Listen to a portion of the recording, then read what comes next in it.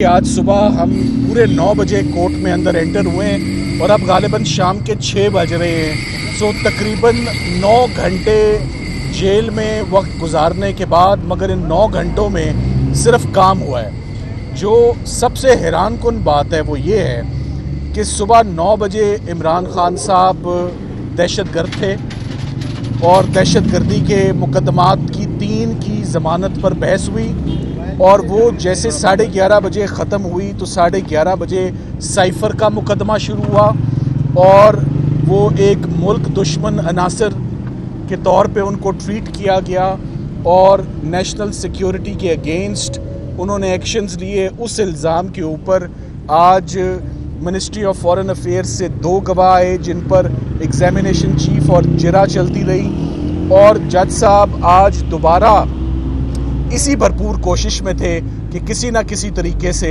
आज ही पूरे का पूरा ट्रायल कंक्लूड हो जाए, चाहे सारी रात यहाँ पर बैठना पड़े।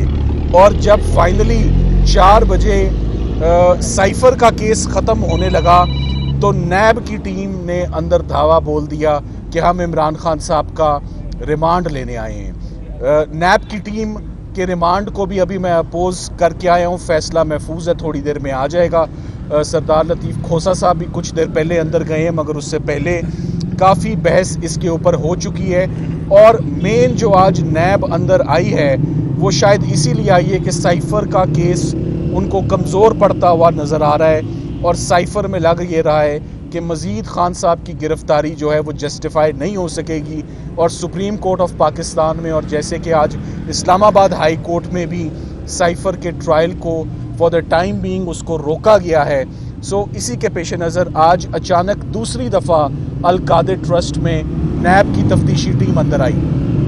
पहली दफ़ा इमरान खान साहब की गिरफ़्तारी इसी केस में इस्लामाबाद हाई कोर्ट से लेने की कोशिश की गई, जिसको 2 दिन के रिमांड के बाद सुप्रीम कोर्ट ऑफ पाकिस्तान ने मिस्टर जस्टिस उमर अताब बंदयाल साहब ने इमरान खान साहब की गिरफ़्तारी को कलअदम करार दिया, गैर कानूनी करार दिया और रिमांड को भी, और उनको वापस उनको आज़ादी दी। सो आज दोबारा नैब एक बंद हुए केस को, एक बंद इंक्वायरी को, मरकज़ी मुलज़िमों को इन्वेस्टिगेट गिरफ़्तार किए बग़ैर दोबारा दूसरी दफ़ा उसी मुकदमे में रिमांड लेने आई है, जिसमें पहले उनको एक दफ़ा रिमांड मिल चुका है। इमरान खान साहब शामिल तफ्तीश हो चुके हैं और आज इमरान खान साहब ने ख़ुद बहुत ज़्यादा अल कादिर ट्रस्ट के केस में जज साहब से उन्होंने ख़ुद एड्रेस किया और काफ़ी एग्रेसिव होकर उन्होंने केस अपना आर्ग्यू किया। इससे पहले उनकी मैंने ये एग्रेसिवनेस एक केस में और देखी थी। मुकदमे तो 100-150 हैं। जब ज़िले शाह का भी केस उनके ऊपर डाला गया था तो उनको काफ़ी तकलीफ़ हुई थी। आज भी मैंने उनको काफ़ी जो है वो तकलीफ़ में देखा कि उन्हें फाइनेंशियल करप्शन के केस में उनको मुलव्वस करने की दोबारा एक दफ़ा नैब कोशिश कर रहा है 100 दिन की गिरफ़्तारी के बाद। और आज नवंबर पिछले साल की हुकूमत गिराने के बाद आज नैब दोबारा आ गई है गिरफ़्तार करने, जबकि उनकी revision petition Islamabad high court में पेंडिंग है। मैं आपको आज ये ज़रूर बताना चाहूँगा कि आज अदालत ने जहाँ प्रोसीडिंग्स की वो एक बहुत बड़ी कोर्ट थी बैडमिंटन की, और इस कोर्ट में आज से पहले मैंने ही बतौर वकील मोहतरमा बेनज़ीर भुट्टो की असैसिनेशन का केस इस अदालत में चला था और इसी केस में आज से तकरीबन 10-12 साल पहले अजमल कसाब का केस चला था। सालों साल ये केसेस चले थे मगर इसमें फ़ैसला नहीं हुआ। और इसी कंपाउंड के अंदर उसी दिन एक वक्त में 3 केसेस चलते थे। अजमल कसाब का केस होता था, मोहतरमा बेनज़ीर भुट्टो की असैसिनेशन होती थी और मुमताज़ कादरी का केस होता था सलमान तासीर साहब की असैसिनेशन का। मगर आज उन केसेस के बाद इस केस में इमरान खान साहब की ज़मानतें दहशतगर्दी की आर्ग्यू हो रही थी टायर जलाने पे, और साइफ़र जैसे बोगस मुकदमे में उसी कोर्ट में इतने सालों के बाद दोबारा एक वज़ीर आज़म बतौर मुलज़िम जो हैं वो खड़े हुए थे। तो ये बड़ा अफसोस हुआ कि ये वो कोर्ट है जहाँ पर डेंजरस, डेस्परेट और हाई प्रोफाइल केसेस को प्रोसिक्यूट किया जाता है, ना कि एक फॉर्मर प्राइम मिनिस्टर को टायर जलाने के इल्ज़ाम में या जो दफ़ा 144 के मुकदमे उनकी ज़मानतों के लिए ये अदालतें या ये कोर्ट्स इस्तेमाल किए जाएं। तो आज वो हुआ, मगर आज इमरान खान साहब को और शाह महमूद कुरैशी साहब को अपनी फैमिलीज़ के साथ मिलने का बहुत टाइम मिला। सुबह 9 बजे से लेकर आप समझ लें 5:30 बजे तक इमरान खान साहब की अपनी बेगम साहिबा से भी और अपनी तीनों बहनों से भी और अपने एक भतीजे से भी और अपनी पूरी कानूनी टीम से भी उनकी बहुत लंबी इंटरेक्शन रही 9 से लेकर शाम 5 बजे तक। मगर ये नॉर्मल सर्कमस्टांसेस नहीं है। हम बतौर वकील इस वक्त पैनाडोल की भी ज़रूरत है, चाय की भी ज़रूरत है, और ना हम इस तरह कभी काम कर सकें ना कर सकते जैसे काम करवाया जा रहा है। सो ये ना सिर्फ इमरान खान साहब को कैद में रखा गया, मैं कहूँगा उनकी लीगल टीम भी अंदर कैद में ही थी। हमें अभी 6 बजे रिहाई मिली है तो हम आपके पास आए हैं। तो आज सारे दिन में एक ही शख्स के ख़िलाफ़ दहशतगर्दी भी है, नैब भी है, साइफ़र भी है। सो सब चीज़ें, हर जुर्म, हर क्रिमिनल ऑफेंस ट्राई हो रहा है कि किसी ना किसी तरीके से उनको जेल के अंदर रखा जा सके। ट्रस्ट में कितने दिन की रिमांड की इस्तदा की गई, उस पर आपका आर्गुमेंट क्या था?